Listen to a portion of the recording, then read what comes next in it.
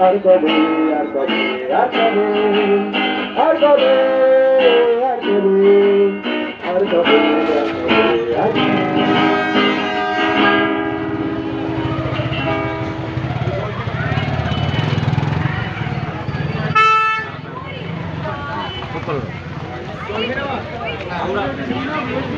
আমরা সকলেই জানি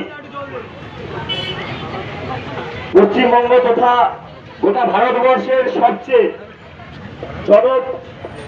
পরিচিত শিল্পী অরিজিৎ সিং আমাদের দিদি তিলোত্তমার সুবিচারের জন্য